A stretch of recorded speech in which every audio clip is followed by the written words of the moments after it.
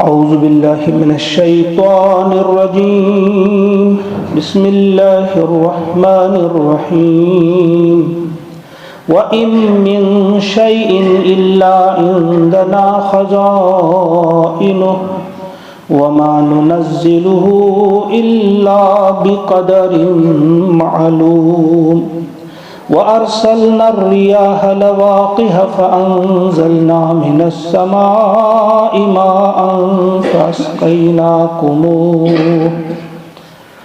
وما أنتم له بخازنين آمنت بالله صدق الله العظيم.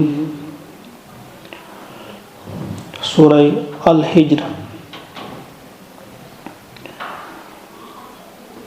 اللہ کا ارشاد ہوتا ہے، آیت نمبر 21 ہے یہ، وَإِن مِّن شَيْءٍ إِلَّا، اور ان کے معنی آپ کو بتائے گئے ہیں. ان کے معنی ہیں اگر، لیکن ان کے بعد اگر آگے الا آ جائے تو اس کے معنی نہیں ہو جاتے.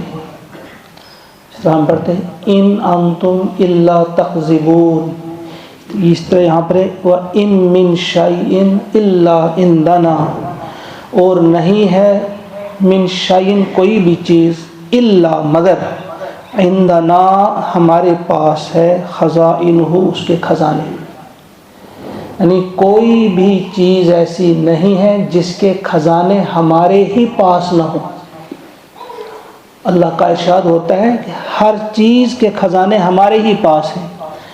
وما ننزلہ، اور ہم نازل نہیں کرتے انہیں، یا اس چیز کو ہم نہیں اتارتے، الا مگر، بقدر معلوم، ایک معلوم اندازے کے مطابق، ایک مقرر مقدار کے مطابق ہم اسے اتارتے ہیں. یہ بہت بڑی حقیقت ہمارے سامنے رکھی گئی ہے کہ جب ہم کبھی کبھی انسانوں میں سے کچھ لوگ بھٹکتے ہیں کہ کسی اور کے پاس بھی کوئی خزانہ ہے، شاید اولاد کہیں اور سے بھی مل سکتی ہے، شاید ہماری تقدیر کوئی اور بھی بنا سکتا ہے، شاید ہماری قسمتوں کو کوئی اور بھی پھیر سکتا ہے، دولت کہیں سے مل سکتی ہے، عزت کہیں سے مل سکتی ہے. فرمایا کہ جتنے بھی خزانے ہیں وہ ہمارے پاس ہی ہیں.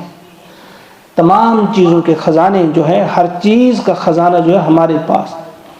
مگر ہم جب اتارتے ہیں تو ہم ایک خاص، جو مقرر کی ہوئی چیز ہے، متعین ہے، معین ہے مقدار، اس کے مطابق ہم نازل کرتے ہیں. مفسرین نے اس کی وضاحت لکھی ہے کہ ایک وقت تھا بہت کم آبادی تھی اس دنیا کی، تو اسی حساب سے رزق بھی اللہ تبارک و تعالیٰ اتارتے تھے. آج اربوں میں انسان ہیں لیکن کوئی بھوک سے نہیں مر رہا ہے، ان کے لیے بھی رزق اتار رہا ہے اللہ تبارک و تعالیٰ.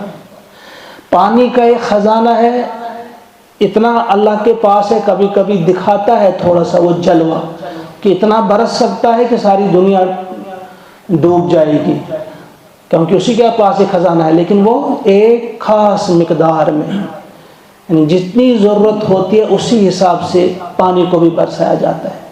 پھر ہوا اس کے پاس ہے، ہوا کا خزانہ بھی اللہ ہی کے پاس ہے.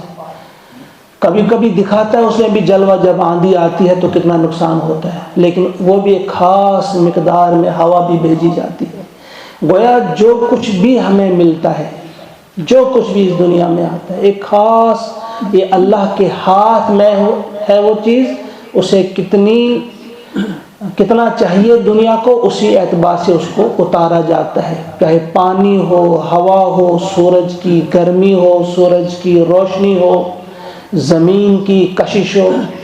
زمین جو ہے جتنی ہمارے اس وقت ہے، زمین کا جو حجم ہے، اگر اس سے دگنی ہوتی تو انسان نہیں رہ سکتا تھا، اس پہ چل نہیں سکتا تھا، اس کا اتنا وزن ہو جاتا. کشش زمین کی بڑھ جاتی، انسان کا وزن بڑھ جاتا، وہ نہیں چل سکتا. اور آدھی ہوتا، جتنی اس کا حجم ہے اس سے کم ہوتی ہے آدھی، تو پھر کیا ہوتا؟ تو اتنا کم ہمارا وزن ہو جاتا کہ اس پر گھر بھی نہیں ٹک سکتے تھے، ہم بھی نہیں چل سکتے تھے. اس کی وجہ بھی ہے کہ ایک خاص مقدار میں، اس کی بھی ایک خاص، اس کا ایک حجم ہے، زمین کا بھی ایک خاص حجم. سورج کی دوری کتنی ہے؟ وہ ایک خاص اندازے کے مطابق اللہ تعالیٰ نے اسے رکھا ہے. اگر نزدیک ہوتا تو ہم اپنی آپ کو دیکھتے کہ ہماری ہڈیاں جل رہی ہیں، اگر دور ہوتا تو ہم بالکل منجمد ہو کے رہ جاتے، اس قدر سردی ہو جاتی کہ زندگی دشوار ہو جاتی۔ وہ ہر چیز جو نازل اللہ تعالیٰ نے فرمائی ہے خاص مقدار میں جتنی ضرورت ہے، معلوم مقدار یا مناسب مقدار میں اللہ تعالیٰ ہر چیز نازل فرماتے ہیں۔ اب کبھی انسان سوچتا ہے کہ بھائی اگر ہر ایک کے لیے بھیجا ہے تو پھر کچھ لوگ اتنے غریب کیوں ہیں، وہ نانے شبینہ کے محتاج کیوں ہیں؟ تو دراصل اس کی وجہ یہ ہے کہ مفسرین کرام نے لکھا ہے کہ چونکہ نظام عدل قائم کرنا اللہ تعالیٰ نے انسانوں پہ چھوڑا ہے، جب یہ عدل کا نظام قائم نہیں کرتے اسی وجہ سے دوسروں کا حق لوگ کھا جاتے ہیں۔ پیارے نبی صلی اللہ علیہ وسلم نے فرمایا ہے انما ترزقون لضعفائکم، تمہیں جو دولت ملی ہے یہ ان ضعیفوں کے صدقے میں ملی ہے، ان ضعیفوں کا حق ہے۔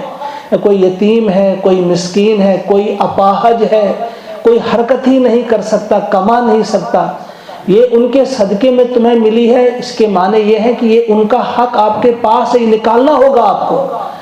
اگر وہ نہ نکالے تو اس کے لیے ایک نظام عدل ہوتا ہے، تو نظام عدل ہم قائم نہیں کرتے، پھر کہیں گے کہ بھائی کچھ لوگوں کی تجوریاں جو ہے بھری پڑی رہتی ہیں اور کچھ نانے شبینہ کے محتاج رہتے ہیں۔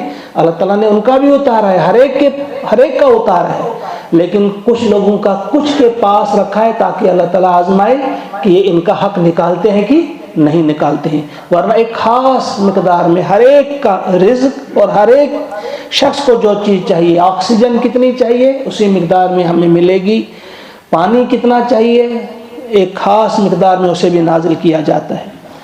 پھر فرمایا وَأَرْسَلْنَا الرِّيَاحَ، وَأَرْسَلْنَا اور ہم ہی نے بھیجی، یہ ہم ہی چلاتے ہیں، الرِّيَاحَ ہوائیں، اور ہم ہی ہیں جو ہوائیں چلاتے ہیں، لَوَاقِحَ بھری ہوئی باردار ہوائیں ہم چلاتے ہیں، بوجھ ڈھوتی ہوئی باردار ہوائیں ہم چلاتے ہیں۔ فَأَنزَلْنَا مِنَ السَّمَاءِ مَاءً، اور ہم ہی نے اتارا آسمان سے پانی، فَأَسْقَيْنَاكُمُوهُ، پھر ہم نے وہ تمہیں پلایا۔ یہ جو ہم ہی چلاتے ہیں ریاح ہوا کو کہتے ہیں، اور لواقیہ، یہ لواقیہ کیا ہے؟ عربی میں یہ جو لفظ استعمال ہوتا ہے یہ کس کے لیے ہوتا ہے کہ جب کوئی جانور جو ہے نر وہ اپنا مادہ تولید مادہ میں ڈالتا ہے جس سے نسل کی افزائش ہوتی ہے، بچے پیدا ہوتے ہیں، حمل ٹھہرتا ہے، اس کو عربی میں کہا جاتا ہے لواقیہ، القاح اسے کہتے ہیں۔ تو یہاں کس معنی میں یہ فرمایا؟ یہ آج سے 1400 سال پہلے قرآن نازل ہوا ہے، تب کسی کے ذہن میں وہم و گمان میں بھی یہ نہیں تھا کہ یہ پیڑ پودے جو ہیں ان میں بھی کوئی نر اور مادے کا سسٹم ہے۔ تو یہ ہوائیں جب اڑتی ہیں، یہ ہوائیں جب چلتی ہیں، یہ نر پودوں کا وہ جو مادہ ہے جسے ہم پولن گرینز کہتے ہیں، آج جو باٹنی پڑھنے والے ہیں وہ سمجھتے ہیں پالینیشن کسے کہتے ہیں۔ پالینیشن اس میں جو میل درخت ہیں ان کے وہ گرینز جو ہوتے ہیں پولن گرینز، میل پولن گرینز وہ اٹھا کر یہ ہوائیں لے جاتی ہیں تو فیمیل پودے جو ہوتے ہیں ان میں ڈال دیتے ہیں، اس طرح سے ان کی یہ نسل آگے بڑھتی ہے، بہت سارے پیڑ پودے اگتے ہیں۔ تو یہاں وہ بات کب کہی گئی ہے؟ 1450 سال پہلے۔ اس کے بعد سینکڑوں برس کے بعد اب حال ہی میں اس چیز کو دریافت کیا گیا کہ نہیں، صرف انسان اور جانور جو ہیں انہی میں ایسا نہیں ہوتا ہے، بلکہ یہ پیڑ پودوں کے لیے بھی ہے۔ وَأَرْسَلْنَا الرِّيَاحَ لَوَاقِحَ فَأَنزَلْنَا مِنَ السَّمَاءِ مَاءً، اور پانی برساتے ہیں ہم ہی آسمان سے جو تم پیتے ہو۔ سورہ واقعہ میں بھی اس طرف اشارہ ہے، کیا تم نہیں دیکھتے جو پانی تم پیتے ہو اسے ہم اتارتے ہیں یا تم اتارتے ہو؟ لَوْ جَعَلْنَا، اگر ہم اسے بناتے کھارا تو پھر کیسے تم پیتے؟ کیا تم تشکرون، کیا تم شکر گزار نہیں بنتے ہو؟ افرائیتم الماء الذی تشربون اانتم انزلتموہ من المزن ام نحن المنزلون، کیا تم دیکھتے نہیں یہ جو تم پانی پیتے ہو اسے آسمان سے ہم اتارتے ہیں، یعنی بادلوں سے ہم اتارتے ہیں یا تم؟ لو جعلنا اجاجن، اگر ہم انہیں اجاجن کھارا بناتے، نمکین بناتے ہیں، کیا تم شکر گزار نہیں ہوتے ہو؟ سمندر کا پانی کیا نمکین ہے، وہی پانی لایا جاتا ہے، لیکن جب لایا جاتا ہے تو جب برستا ہے تو نیچے پہنچ کر اس کی وہ جو نمکینی ہے، وہ کھارا پن جو ہے دور ہو جاتا ہے اور وہ پینے کے قابل میٹھا پانی ہوتا ہے۔ وَاسْقَيْنَاكُمْ مَاءً فُرَاتًا، ایک اور جگہ قرآن پاک میں اللہ تعالیٰ نے فرمایا کہ ہم نے ہی تمہیں پلایا میٹھا پانی، مَاءً فُرَاتًا۔ تو یہاں کیا فرمایا کہ ہم اتارتے ہیں آسمان سے پانی، آسمان سے مراد ہوتا ہے بلندی سے، اوپر سے۔ فَاسْقَيْنَاكُمُ، ہم نے تمہیں پلایا، وَمَا أَنْتُمْ لَهُ بِخَازِنِينَ، اور تم نہیں ہو اس کو خزانہ کرنے والے، تم اس کے خازن نہیں ہو، خزانچی نہیں ہو، یعنی تم اس کو اپنے پاس نہیں رکھ سکتے۔ یہ بھی ایک انتہائی حکیمانہ نظام ہے اللہ تعالیٰ کا۔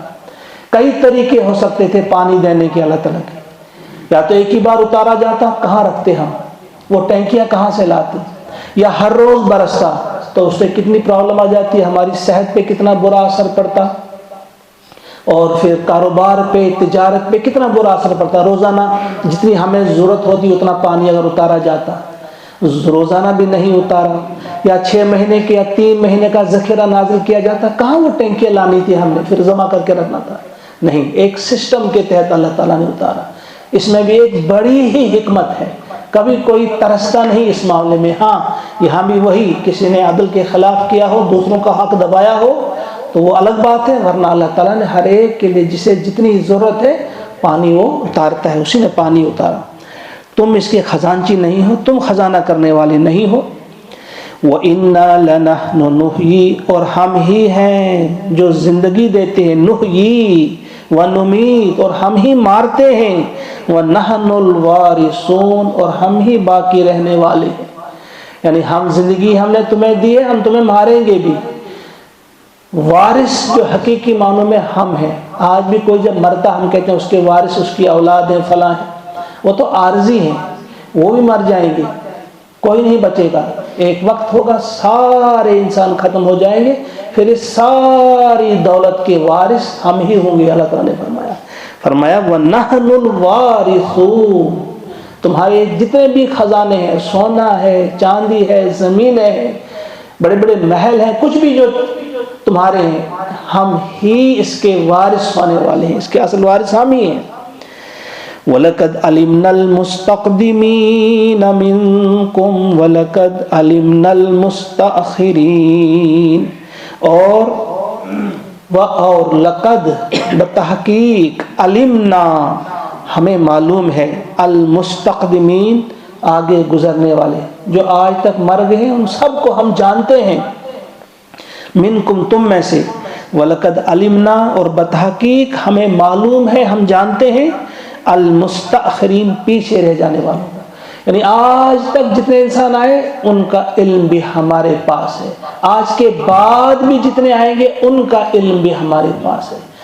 ہمیں کبھی اس میں اشتباہ نہیں ہوگا، شک نہیں ہوگا کہ یہ ہے یا فلاں ہے، کہا ہر شخص کا جو انگوٹھے کا نشان ہے یہ بھی الگ ہے، فنگر پرنٹس جسے کہتے ہیں، جتنے آج تک آئے ہیں اور جتنے آج کے بعد آئیں گے، کبھی بھی 2 انسانوں کے فنگر پرنٹس جو ہیں وہ سیم نہیں ہوں گے۔ ہم ہر ایک کو جانتے ہیں، کون کیا کما رہا ہے، کون کیا کر رہا ہے، وہ ہمارے علم میں ہے۔ اللہ تعالیٰ فرماتے ہیں آج تک جتنے آئے وہ بھی، جو آئندہ آئیں گے وہ بھی۔ وَإِنَّ رَبَّكَ هُوَ يَحْشُرُهُمْ، اور بے شک تیرا رب جو ہے، هُوَ يَحْشُرُهُمْ، وہ ان سب کو جمع کرے گا، کیوں؟ إِنَّهُ حَكِيمٌ عَلِيمٌ، کیونکہ بے شک وہ حکیم بھی ہے، علیم بھی ہے، حکمت والا ہے، علم والا ہے۔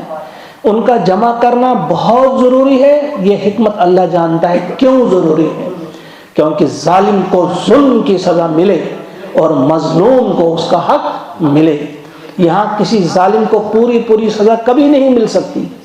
ایک شخص ہے، اس نے 100 قتل کیے ہیں، ایک بار اسے اگر کبھی سزا ملے گی بھی، ایک بار اسے قتل کیا جا سکتا ہے، باقی 99 جو ہے وہ تو باقی ہیں، لہذا یہ ضروری ہے ان کو جمع کرنا۔ فرمایا وَإِنَّ رَبَّكَ هُوَ يَحْشُرُهُمْ، بے شک تیرا رب جو ہے ان سب کو اکٹھا کرے گا، جتنے بھی آج تک آئے ہیں اور جو آج کے بعد بھی آئیں گے، سب کو جمع کرے گا، يَحْشُرُهُمْ، یعنی انہیں جمع کرے گا، اکٹھا کرے گا۔ کیوں کرے گا؟ انہ حکیم علیم، کہ وہ حکیم ہے، وہ اس کی حکمت جانتا ہے کہ یہ انتہائی ضروری ہے ان کو جمع کرنا اور ان سے پوچھ گچھ کرنا، مظلوم کی داد رسی کے لیے اور ظالم کی سزا کے لیے ایسا کرنا ضروری ہے، اور ساتھ ہی وہ علیم بھی ہے، یعنی وہ جانتا بھی ہے کس نے ظلم کیا ہے، کس نے ظلم سہا ہے، کس نے زیادتی کی ہے اور کس پر زیادتی کی ہے، کس کس انداز سے کی ہے، ان سب کو داد رسی اس دن ہوگی، جسے کہیں یوم التغابن کہا گیا، کہیں یوم الدین کہا گیا، کہیں اس کے مختلف نام کہیں اللہ تعالیٰ نے بیان فرمائے ہیں۔ اللہ سے دعا ہے کہ وہ ہم سب کو توفیق عطا فرمائے۔ یہ جو 5 آیات اس وقت ہم نے پڑھی، ان کو ہمیں اپنے دل میں اللہ تعالیٰ اتارنے کی توفیق عطا فرمائے۔ قرآن کے نور سے اللہ تعالیٰ ہمارے دلوں کو منور کر دے، اور اس قرآن مقدس پہ عمل کرنے کی ہمت، قوت اور وہ شوق عطا فرمائے کہ ہم شوق کے ساتھ اپنی ضرورت سمجھ کر، اس کی اہمیت کو جان کر قرآن پاک بڑے مزے سے پڑھیں، بڑے ہی شوق کے ساتھ پڑھیں، اور اس پر عمل کرنے کی بھی اللہ تعالی ہم سب کو توفیق عطا فرمائے۔ اللہم اجعل القرآن ربیع قلوبنا ونور ابصارنا وشفاء صدورنا وجلاء احزاننا وذهاب همومنا وغمومنا۔ اللهم نور قلوبنا بنور القرآن وزين أخلاقنا بزينة القرآن واملأ صدورنا بروح القرآن۔ سبحان ربك رب العزة عما يصفون وسلام على المرسلين والحمد لله رب العالمين۔ السلام عليكم ورحمة الله۔